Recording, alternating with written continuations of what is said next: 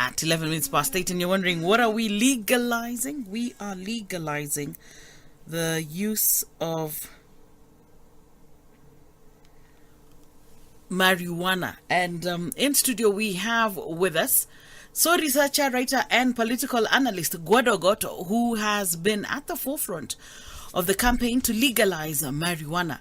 Now, Gwada, when you were here last year, the petition had just been presented to the Senate Health Committee. Yes. Now, you're telling me you were back at the Senate Health Committee on the 14th of March. Yes, I was back at the Senate on the 14th of March. So, let's start with, first of all, who's Gwada for those who may not know who Gwada is? And then we shall move on to the issue of 1961. Thank you very much. Gwada is a father and a man of God and a teacher of light. Okay. Yes. That is what I do. And teaching of light means that you bring light where there was darkness. Mm-hmm. Yes. Okay.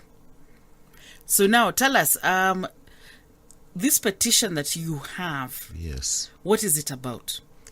Now, I think it's important to go back a little before we get to the ban and the petition. Before we get to the current petition, we go back a bit in let's history. Go back a little bit in history to understand the ban.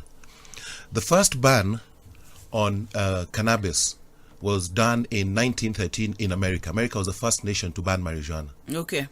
But what notably many people didn't see it then was that 1913 was exactly 1 year to World War II. Mm-hmm. And medicinal marijuana and hemp singularly, or both those plants could singularly provide the industrial and medicinal supplies for the entire war. Now, whoever banned it, there's a relation between those business interests and the war. Then in 1935, there was a second ban called the marijuana tax, the marijuana tax bill. Mm-hmm. And notably, that was exactly 4 years to the Second World War. Whoever controlled both hemp and cannabis could control the entire array of medicinal supply, and as well as all the fabric and industrial equipment that was going to the war, because hemp makes, other than cooking oil, body oil, the strongest canvas. Yes, it makes fabric also. Just about everything. So whoever controls those two could control the war supplies also. Now, in 1942, while the war was on, the ban was lifted again. After this 1913 and 1935 bans, yeah. They lifted it in 1942. Mm-hmm. Just a small window to let people grow the weed again, or marijuana again. So shall we just explain people to that marijuana is also known as hemp. It's also known as hemp. And it's a different strain. There's Indian hemp and then there's the other hemp. Actually, there is 3 strands of marijuana. But before I get there, let me just explain this and I'll go back to the strands. Right.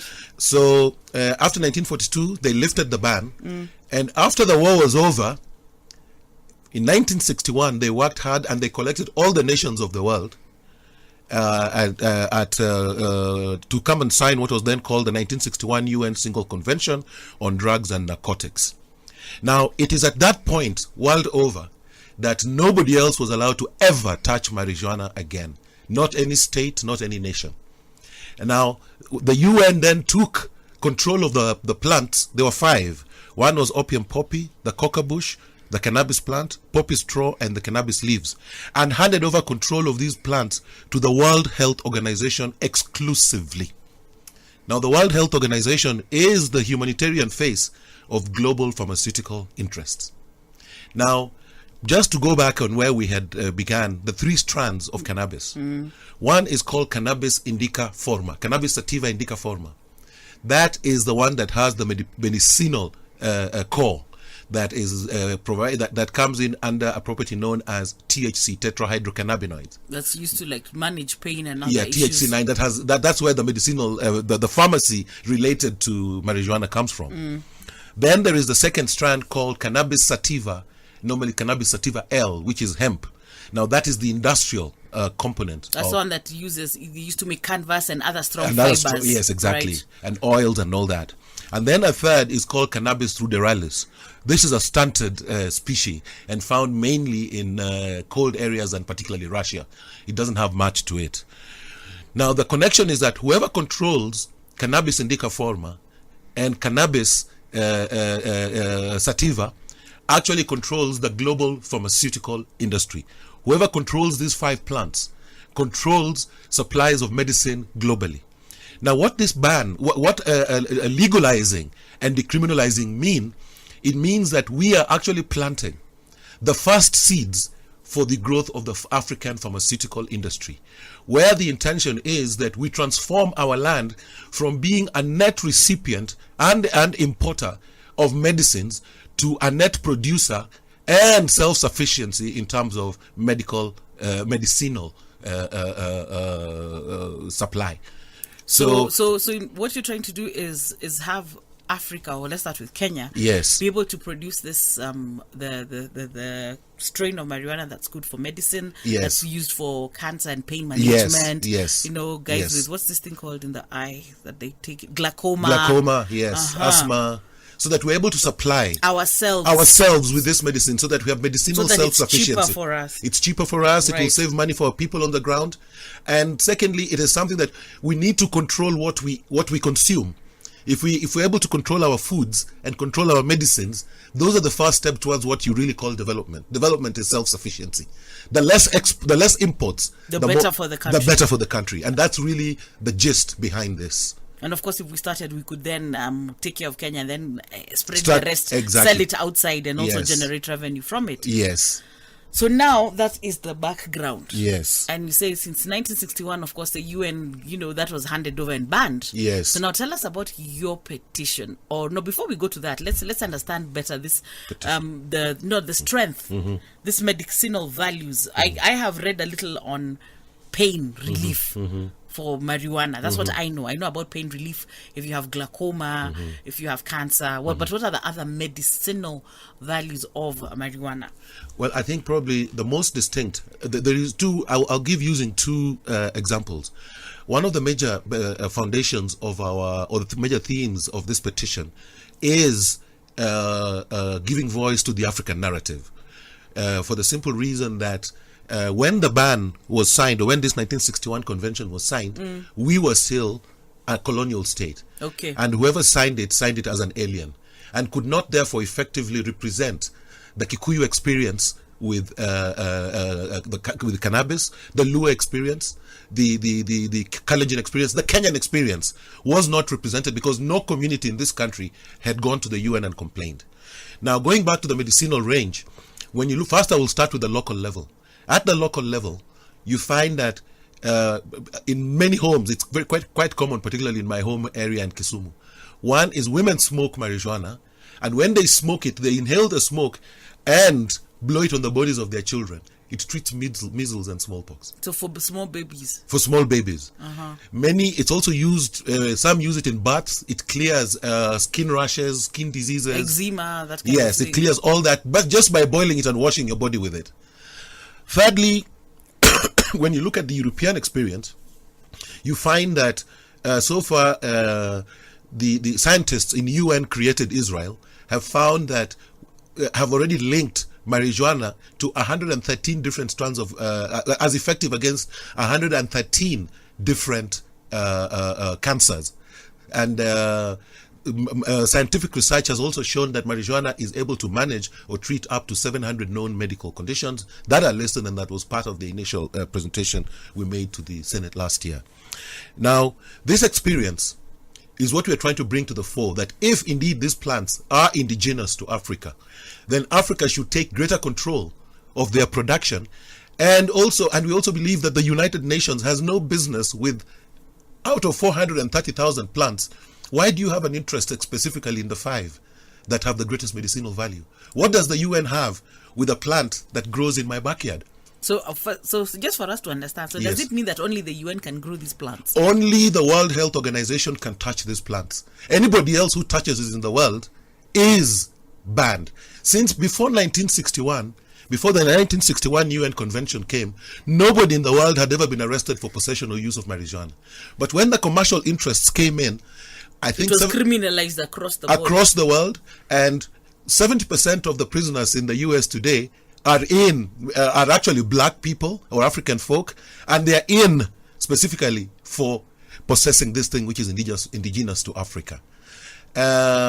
Secondly, when I bring it down, like I even said last time, I localize this African voice by saying that, one, even the term ganja is an anagram of the word Njaga, which is Luo. It's just turned around. Ganja is Njaga turned around. What's Njaga? Njaga Those of us who don't know. Njaga is bangi or marijuana. It's called Njaga in Luo. And if you turn Njaga around, it's ganja. Could be coincidence. Probably coincidence, but for me, it gives me a localization basis. Two, I also said that earlier, in my mother tongue or in my father tongue, Luo, it's called Yath, which means medicine. In Luya, which is also my mother tongue, it is called Omsala. So the cultural aspects of this is that, one, should I listen to the logic of my ancestry, which calls this medicine, or should I listen to Western commercial logic, which bans it for commercial, for exclusive use and denies everybody access to what is definitely the world's the plant with the biggest medicinal properties in the world? And I find, you know what, because medicinal, we've just talked about, okay, so because we've talked about chickenpox, we've talked about measles, we've talked about pain relief. So now the understanding is, for us to understand this petition of yours, is it simply from the medicinal aspect? You want to be allowed to grow it because of the inherent medicinal properties that it has? Medicinal and industrial. So which plant are we talking about? Are we just talking about marijuana, or also going to talk about poppy, which I know is more prevalent in the East? Yes, you see, the global ban, this 1961 UN Single Convention, was on 5 plants. And it was universal. But how many are indigenous to here, Kenya? Which plants are you fighting Cannabis, about? Cannabis sativa indica forma is the core, and that's where we are beginning with. And once it is open and people are able to access it, it's also about sovereignty. We need to assert control of the 430,000 plants that God has made. Only 5 are banned, and some of these are indigenous to Africa. And I think we need to assert our control over everything, not just over the people of the land, but over all plants also that grow in our land. I think people should have free access to all the plants that God has given them, and also to have free access to all the medicinal values that they can exploit for the same and commercial values. I don't think the UN has any business in that. Now, yes, I'm sure one thing I'm waiting for my listeners to tell me, but I'm sure that's going to come out in just a bit, is, as much as we've talked about the medicinal value of this plant, a lot of medics have talked about the prolonged use of marijuana causing mental issues like hallucinations and others, even provoking, if you have a propensity to schizophrenia, it exacerbates the situation. So, so people are wondering, this thing that is causing mental issues, how can you be telling us that this is what you want us to use? We have seen, even in our communities, the young people who consume cannabis are actually black sheep. They cause mayhem in their homes. So how can you be fighting for this that already is causing so much mayhem? Okay, I'll probably answer that using 3 perspectives. One, we are not setting precedents. The recommendation, the marijuana recommendation, the basis is not even based on Western knowledge, but biblical knowledge. It's not a new plant. These are plants that God created, and the West is young in terms of human history. But you see, we're talking about what is facing us currently. No. I'm getting there. I'm giving the biblical basis of the plant. 2, you indeed mentioned that there is a problem, but since I cannot specify which report you are referring to, but one thing I would tell you is that all the reports, when you go and do the entire research on this subject, all the reports that tend to come up with very alarming stories regarding marijuana are all funded by the pharmaceutical firms that control marijuana, and are done by a specific strand of scholars who are related to UN created Israel. Now, what we are saying is that... What about the third one? Yes, I'm going back to the third one. A narrative has been brought about by these people who have a specific interest in this plant, and that narrative has held. But you also find that over the last 2 years alone, I think nearly 20 or 30 other countries, or between 20 and 40 other countries, have legalized marijuana, including Lesotho just 2 months ago, Malawi 2 years ago, amongst others. The growth, the freeing of marijuana across the world, the momentum is heavy, and Kenya is just joining the direction that it's going. But most importantly, when you look at society, what we are actually responding to, we are responding to the effects of use of marijuana under ban. We are responding to the effects of use of a plant under ban. Without the ban, marijuana has only been banned for the last 58 years by the UN since 1961. But from Cairo, when we first heard of marijuana, which is nearly 4,848 years ago, or 42 years ago, it's been free all that time. And there was no case, there was no problem because it was open and there was no mystery about it. People could use it and society self-regulates all the time. Anything that you ban people from using, it compounds the value and certain people benefit from that value. I'll give you the example of Portugal. Portugal had is one of the classic examples cited in freeing of drugs or narcotics or plants of this, or a plant like marijuana. Before 1992, they had about 200 deaths per annum related to narcotics and other things. But after the bans were lifted and it was decriminalized, it was reduced to zero. Though there's also the note that after during the first 3 years, usage spiked again because of the ban. But now it's no longer forbidden, so let's try it. Let's try it. Okay. But after a few years, it just levelized and the effects went to zero. If in Portugal today, if you're found with misusing marijuana, you're actually taken to a counselor, not a police station. Taken to a counselor. Yeah. Excellent. So we're taking a short break and I want to hear your thoughts. He's given us the background to where this is coming from. He's explained the cultural use. He's talked about the values. Now we need to understand about this petition as it is at the Senate. What are they saying? What are your lawmakers saying? Are they also inhaling something? 0725-281-428 is how you need to talk to us.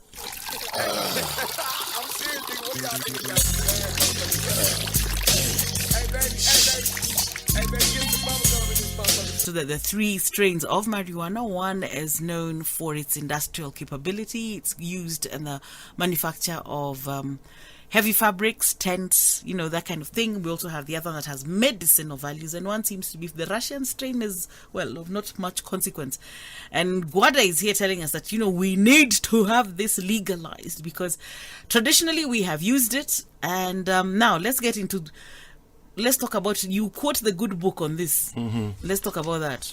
Yes. The Bible is the primary base of all knowledge in the world, mm-hmm. written knowledge. Mm-hmm. And the Bible, and it's important to note that not a single prophet or biblical writer or not a single religious book in the world condemns marijuana. But does it advocate for not it? So yes, I will give you the sightings. I just say that so that I can bring in the fact that even when you look at it biblically, and why I quote the Bible more so is not just because of my deep faith, but it's also because the biggest scholars we know in the world are the biblical writers. Mm-hmm. The book has sold over 4 billion copies and it's unmatched across the world. Mm-hmm. And not Solomon, not David, not Nehemiah, not Enoch, not Isaiah, not John, not a single one condemned marijuana. In fact, to the contrary, it was recommended biblically, and I will quote the sections. 1, you need to read Genesis 1:29-31, mm-hmm. when God says, I will give you a herb bearing seed, which is upon the face of all the earth. Marijuana is universal. 2, it says that the Spirit also promises to raise a plant of renown for physical and spiritual nutrition, which is Ezekiel 34:29. Which is also related to Psalms 104, which talks about a plant that can be used as a tonic for labor. And 2, there's also other moral lessons that come from the Bible. It says in Corinthians 1:6-12 that all things are lawful for me, but not all things are helpful. All things are lawful for me, but I will not be enslaved by anything. And as you go further, you find in Romans 14:13-17, which says that which condemns people who seek to judge others in terms of what they use, or what people you'd call the smart Alex. And it says, if your brother is aggrieved by what you eat, you are no longer walking in love. By what you eat, you do not destroy the one for whom Christ died. So do not let what you regard as good be spoken of as evil. This is medicine. And if these people have never condemned, who then, where do these people who say it is bad get their logic from? If the Bible and Bible writers support it to this extent, and I'm not finished yet. Wait, Gwada, yes. I want to take you back to your Corinthians. Yes. Just read Corinthians again. Corinthians 6:12. Yes. All things are lawful for me, but not all things are helpful. Good, I like All that. things Not all are things are helpful. That is true. And all things are lawful, but I will not be enslaved by anything. So we need to put that catch there. Yes, I agree. So I there's agree with already you. a warning there. No. Anything misused, even like I said even earlier, whether if it's alcohol, if it's water, if it's food, anything misused must have harmful effects. And as a parent and as a responsible man, I say that anything must be used in moderation. But it is only my faith in the human capacity to self-regulate and in society to self-regulate that I want it completely open, and that's why I gave you the example of Portugal, which was left to self-regulation, and the results have been fantastic. The problem we are facing today is one of the ban. Anything closed up is bound to have a stinker. So let's get back to here. Yes. So now those are the backgrounds. Now, first of all, you have quoted scripture for us. I want to know, how has the religious community responded to that? Well, so far I have not heard of any condemnation. But have you encountered or interacted I have. I interacted with a reverend from the Anglican Church. Right. And when I gave the citations, he did not oppose at all. And secondly, whenever you're able to ask for a biblical reference or any theological reference in terms of the ban, and you get none, because I am saying that the Bible is the source of all knowledge, and we must distinguish between the knowledge of man and the knowledge of God. Man may purport and can be misdirected through a lot of this propaganda that we receive. But ultimately, when you get back to the Word of God, you must be able to quote and cite what God has said. And that distinguishes this. If there is a plant that can treat so many diseases, like one of the bases for this thing, actually now to bring it further, and I relate it to that, I shall give you a plant of universal renown, is that the whole notion about universal healthcare in Kenya and globally must have a plant that is able to have universal properties to treat, or universal medicinal properties, that is universally available and that is affordable and organic. Now, there's only one plant that can do that: marijuana. If you're able to teach people to process marijuana at home, which is very simple, either by boiling or by processing it through alcohol, which can be done in the house, you're actually beginning to implement the universal healthcare basis such that when people go to the chemist, they will only, it will completely annihilate the need to go to the chemist to buy medicine. To buy synthetic products. And two, when you go to the hospital, you will probably be going to seek highly specialized treatment or surgery. In other words, what I'm saying, the whole notion of universal healthcare can only be successfully implemented using marijuana. Because we'll be self-medicating. Thank you. And that now what you have to teach people is usage and processing. We are moving to a higher level. Okay, hang on, Gwada. Now, I love your psych, I like your zeal, but I'm going to take you back a bit. Thank you. So now you have gone to the Senate. What has been their response? What's the dialogue about? What are their thoughts? What are their opinions? I must admit that the first time I went to the Senate, the response was one of shock. Yes, you had the sheer guts to come and tell us, legalize this thing. No, like I told you, my inspiration is God Almighty. No, I mean, was that the shock you got from them? Or yes, that was the shock I got from them. But this second time when I went, I found a new team under the You have a new house. A new house under the chairmanship of Senator Mbito from Tanzania. And there seems to have been more research done. There seemed to have been more knowledge on the subject. And while there's still a lot of work that needs to be done even around the senators and the Senate, it was clear that they had done more work. And another thing that helped very much was the chairman stated quite clearly that since your petition came last year, this year we have had quite a number of interested parties from Europe who have approached us to do this in bulk in Kenya. Which again, to do what in bulk? To plant marijuana and to start bulk marijuana planting. Which on that note, that was not really our objective. Our objective is to make marijuana a locally produced plant by locals and primarily for local usage first, because marijuana has been growing for Africa. It grows like a weed. Since time immemorial. So again, we don't need Western interest to come and tell us how to grow marijuana. And the idea of large-scale farming has backfired. Uganda supplies food across the entire region and does not have large-scale farms. Kenya, which has large-scale farms, is always importing. So the notion of... But isn't it grown large-scale in Tanzania? Tanzania is grown. Marijuana. Yes, even in Uganda. Even in Kenya, in sections of Kenya, it is grown. That's why nobody can uproot all the marijuana plants. So the idea of saying that it's a complete ban is in itself a complete misestimation of anyone's role on earth, because you have about 75 years to live on this earth. marijuana has been here since the beginning, biblically. Now, to say that you're going to spend your entire life blocking people from touching it creates a problem because it's futile. You can't uproot them all. I want to take you back to my petition. We're Yes. trying to understand the processing and what he's saying. So they were Yes. like, hey, by the way, Europe wants mass growth. Yes. So what else? What are the deliberations? What I was told is the final word we had with the Senate was, we are definitely going to call you back for another session very soon. We are moving on. We're likely to move on with this. But I think the caution is like had raised on how to control regulation. And that was answered in the first petition. This petition is an amendment to the first petition. And we had contained in the first petition or proposed what we call the Cannabis Sativa Board of Kenya that needed to come up with regulations to guide the process of planting, usage, processing, packaging, and everything. Let me stop you there. So first of all, there's some words that you have discussed and have come up quite a few times. You've talked about legalization. Yes. And you've talked about decriminalization. Yes. Let's distinguish between the two. Decriminalization means that if I'm caught with it, I am not treated as a criminal. No one will be treated as a criminal. You can. Okay, I'm already feeling pain when I hear Yes, that one. you but, cannot be treated as a criminal. And then legalization is now it's open. You can now just plant it, have you this, can have it the way you wherever. have cassava, tea, coffee. Particularly, you can have it in your house just the way. So in your proposal, Yes. how is this supposed to happen? So you see, you've talked to the Senate. You must Yes. have given them some ideas. Yes. That's why you were talking about the marijuana committee.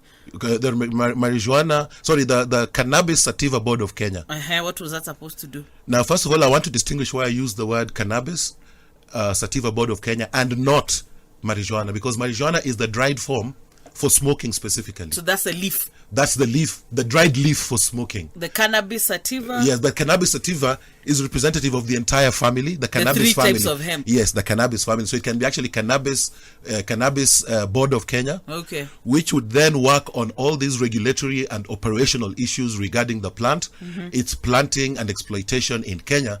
But primarily, in my view, my dream was to have that as the basis for the universal healthcare program, which then will work very closely with other ministries related.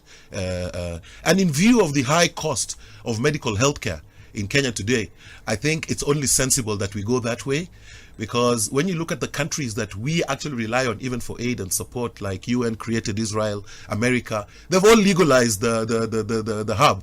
But insofar as it remains illegal in Kenya, we remain a market of Western pharmaceutical medicine, and that's what we don't want. But now, so you amended your petition. Yes. Why did you amend it and what did you change? What I changed primarily was to give a clearer understanding of the origin of the ban, the role of the UN in regard to the ban, and I also stated that the entire legal body that is used to imprison people world over and in Kenya in regard to marijuana derives from the UN, and that there is not a single Kenyan who contributed or who went and petitioned the UN. I don't know why we would need to petition them to come and intervene that there was a problem.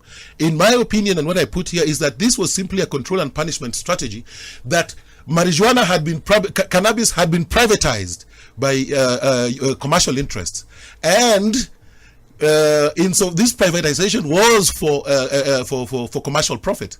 So if we continue to suffer and have our children in jail based on a UN law, then we are actually being used to punish our own people. And it was in that regard that we proposed three things during the Senate. Our final prayer to the Senate had been that, one, that Kenya immediately pulls out of the UN 1961 Convention. How would that even happen? It can happen. Why not? We are not bound to death. It's to understand, because, like you said, when this was signed, yes, we were a colony. Yes. Yes. So we were not really party to the discussions and deliberations. True. So prayer number one is to pull out of the 1961 UN Convention, and two, legalize and decriminalize cannabis sativa in Kenya, and three, to facilitate the unconditional release of all people currently held in prison on charges of possessing and for using cannabis, because there is no complainant. The same law that is the complainant cannot be the same law that puts you in. But remember, when you change laws, they cannot be retrogressive. So yes, it can work backwards. Yes. What the most important thing is that we need, number one, to offering amnesty can be done. The president or parliament can work on amnesty in view of the fact that citizens are suffering because of commercial interests of Europe. But I want to take you back, and it's a big thing. Yes. You're really idealizing the whole cannabis issue. We know the issue of violence and crime associated with cannabis.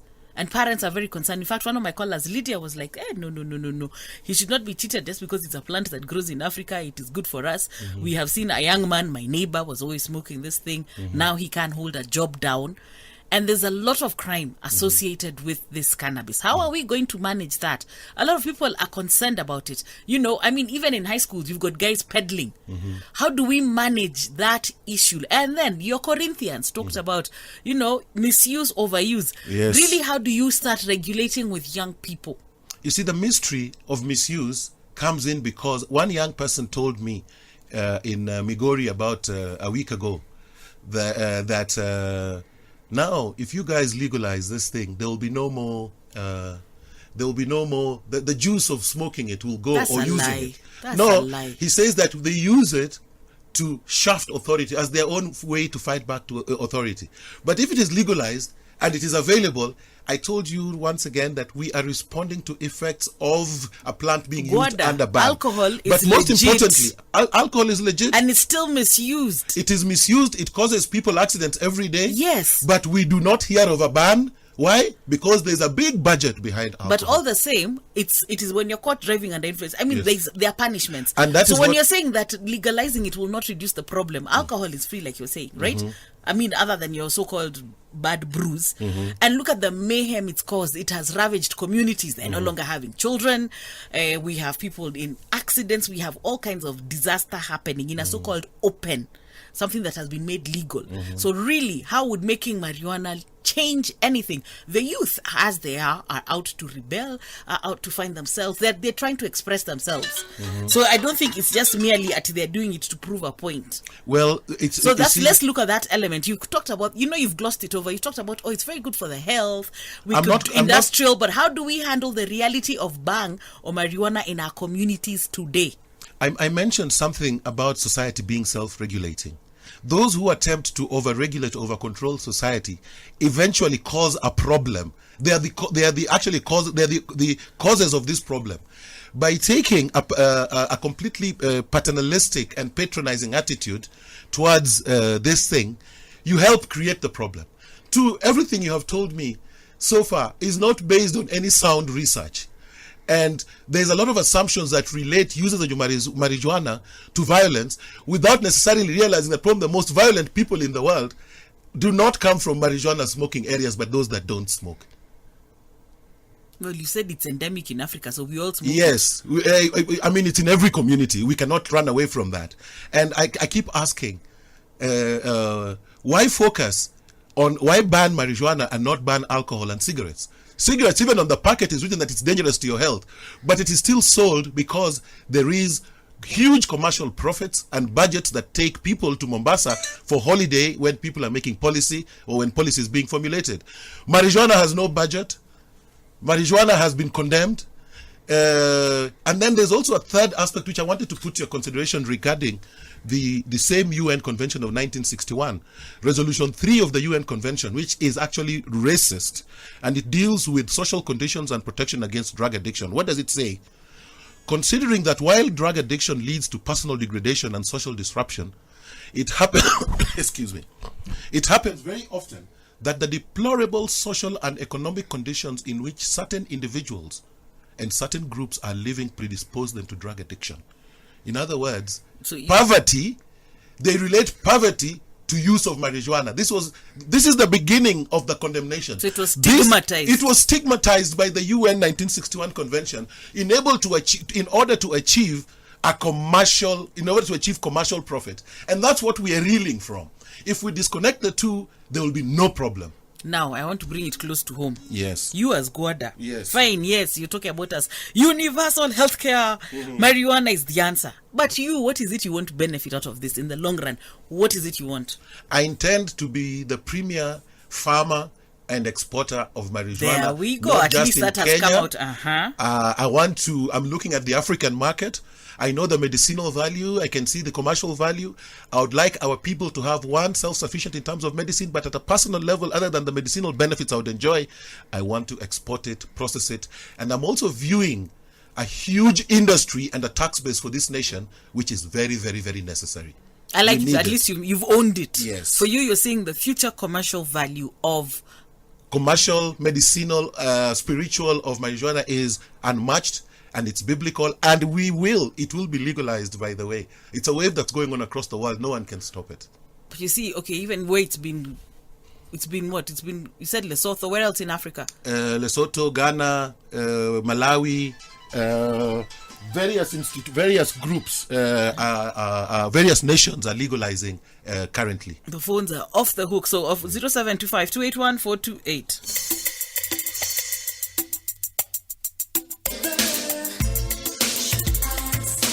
New shoes with should I say yes, should I say no? And that's a question about legalizing cannabis. Do we legalize? Do we not? And you guys have serious concerns. My friend from CIA is like, only the sick should seek the sick. Only the sick should seek, the sick. And he's like, because if you're going to make this thing legal, everybody's going to use it and abuse is going to really spiral high. We also have Lydia saying, who said, where in the Bible is it said that all those herbs are just marijuana? Bible references were talking about all herbs. Gwada, utajitetea ukiwa pande gani? One thing I would say is, even to the caller from CIA, even the word of God was given to people and not everybody accepted. Some rejected and said they knew better than what God had proposed. So indeed, I am not surprised at his intervention. But using his own words, when he says that if it's legalized, everybody will use it. If everybody can use it, and he's the only one who won't use it, what makes him think he's the correct one? What makes him think he's better than those who will use it? Why has he put himself above those? Why has he made himself prefect of society? What perfection does he put on the table that other people do not have? I think his concern is the abuse but of the product. Then he's not been following the process, because I've been saying that society is self-regulating and we are responding to effects of marijuana under ban. If it is open, and which it was from the beginning in Cairo up to 1961 when the UN came in with their commercial interest, there was no problem. Nobody went and reported to the UN and said this is a problem. We were even a colony. So everything that he's basing on, his information on, is what he has read by Western media promoting commercial interests. But also what he is seeing in his community. No, he may be wrong. We all have young people he may be wrong. Are misbehaving under the influence of It's cannabis. not necessarily misbehavior. Is a social manifestation of economic, social, and other pressures. So now you're agreeing with the definition of 1961 No. poverty and other frustrations can lead the youth to vent through. No, the people can rebel, but not necessarily use. You cannot eat ugali because you're poor, or you cannot overeat ugali because you're poor. It's just a problem that has existed, and there needs to be a deeper discussion on this, and we are moving that way. I think it's important that he prepares. But that's an indirect admission. We agree that there is a problem with the use and management of the No, I don't product. think there's a problem. I would like to quote a specific statistic or a specific research and move from there. But two, about the Bible, one of the wars have even been caused about Bible interpretation. But it is quite clear when you read Psalms 104 that talks about a tonic for labor. There's only one plant that has been associated with as a tonic for labor. It's not something that's subject to further discussion. It's something that we need to interpret properly, and that many people have interpreted using Western lenses of the Bible rather than African lenses of the Bible and from where it came. The Bible is an African book. That's why there is not a single African language that can condemn marijuana. Only English can condemn marijuana. So let me tell you, his name is Gwada Ogot, and yes, in case you hadn't realized, extremely passionate about the use of cannabis. And we're not going to change him. He's set in his ways, but he's told you his ambition is he's going to be one of your biggest planters and exporters of cannabis. Yes. So we're not going to refrain to change, but the whole idea is this is up for grabs. Senate is thinking, Europe is talking about Kenya growing marijuana in large farms and large quantities for export. So yeah, food for thought. We hope we've opened your mind up. Do the research. Now we know what's happening. And yes, if you do object, this is the time to start talking to your senators and your parliamentarians. Gwada Ogot, thank you very much. As always, very refreshing and very controversial.